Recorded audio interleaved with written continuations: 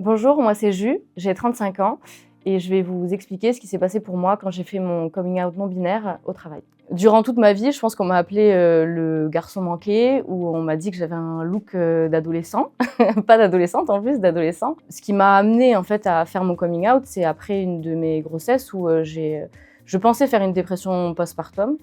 Et en fait, il s'est avéré que j'étais dans un état dépressif à cause de ce qu'on appelle la dysphorie de genre, donc de ne pas se sentir en adéquation avec le genre, enfin avec le corps dans lequel on est. Et, euh, et du coup, j'ai essayé de cheminer sur ce sujet-là, essayer de comprendre. J'ai raccroché assez rapidement les wagons, puisqu'en fait, le sujet de la non-binarité, c'est un sujet qui est ancré chez moi depuis quand même très très longtemps, depuis très jeune. J'ai fait mon coming out dans un premier temps auprès de mes proches. Et parmi mes proches, j'avais un de mes associés. Et j'ai envie de dire, c'est un peu grâce à lui que j'ai réussi à mettre des mots en fait, sur qui j'étais, puisque le sujet de l'identité, c'est un sujet qui est quand même relativement vaste. Et c'est vrai que j'avais juste l'impression d'être bizarre, de ne pas correspondre dans les codes, etc.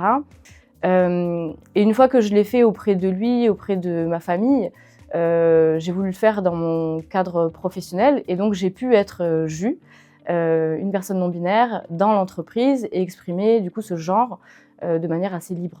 Avant, je m'appelais Julie et désormais, je demande à ce qu'on m'appelle Ju, puisque c'est un prénom qui n'a pas de genre. Pour le coup, on pourrait s'appeler Ju, Jules, Ju, Juliette, Ju, Julie.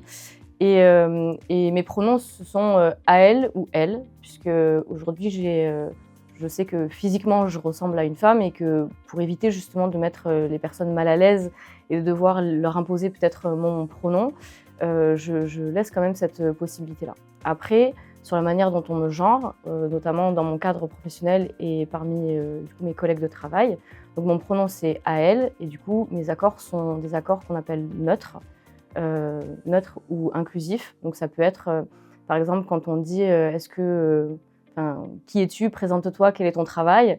Du coup, je peux dire chef d'entreprise, puisque du coup, chef d'entreprise à l'oral, c'est un titre qui est non genré. Si je dois dire, par exemple, entrepreneur ou entrepreneuse, je vais dire entrepreneureuse, qui est donc un néologisme qui existe pour désigner une personne qui entreprend et non binaire. Moi, j'ai décidé de faire mon coming out sur LinkedIn. Donc, il y a certaines personnes qui pourraient trouver ça surprenant. Mais j'en avais marre en fait d'être quelqu'un avec mes proches et dans mon entreprise et quelqu'un d'autre auprès des partenaires, des clients, des clientes. Je l'ai fait sur LinkedIn parce que j'ai souhaité principalement faire un message global. J'avais envie d'éviter les discussions en face-to-face avec les personnes, à être mal à l'aise, à pas trop savoir comment l'exprimer. Et puis pas forcément envie de rentrer dans les détails aussi auprès de tout le monde. Donc j'ai pris le parti de le faire sur LinkedIn. Je ne sais pas si ça a changé quelque chose, mais en tout cas, j'ai eu beaucoup de messages bienveillants. Ça m'a permis de faire un message une bonne fois pour toutes, en fait, auprès de tout le monde. Après, ça n'a pas été facile parce que c'est un post qui m'a pris plusieurs mois. J'ai mis plusieurs mois à l'écrire. Je l'ai même fait écrire par d'autres personnes au début, mais j'avais besoin que ça me ressemble. Mon coming out perso, et on va dire dans mon cercle proche professionnel, je l'ai fait en 2020. Et tout à l'heure, je disais que mon coming out sur LinkedIn, je l'ai fait en 2024. Pourquoi j'ai mis autant de temps aussi à faire ce coming out pro et sur LinkedIn? C'est parce que je craignais que ça change le regard de certains ou certaines de mes partenaires. Je craignais que en fait, je perde des clients ou clientes à cause de ce coming out. Et puis finalement, je me suis dit, si ces personnes-là, elles n'ont pas envie de travailler avec moi parce que je suis une personne non-binaire, peut-être que moi, j'ai pas non plus envie de travailler avec elles. Et récemment, j'ai un de mes collègues de travail chez un client qui déjà quotidiennement m'appelle Ju et qui la dernière fois s'est posé la question de comment accorder de manière neutre un adjectif. Et j'avoue que dans ces moments-là, ça crée énormément d'enthousiasme. C'est ce qu'on appelle l'euphorie de genre. C'est un moment en fait où j'ai l'impression d'être hyper alignée avec qui je suis, qu'on me reconnaît, qu'on me respecte. Ça crée comme une espèce d'exaltation de joie.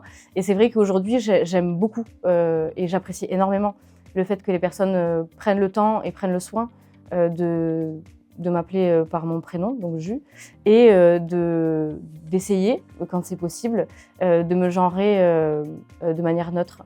Donc ça arrive très souvent dans mon entreprise puisque, en fait, j'ai envie de dire, mes collaborateurs et collaboratrices sont quotidiennement avec moi. Donc c'est vrai que même pour eux, au début, c'était compliqué en fait d'accorder avec les bons pronoms.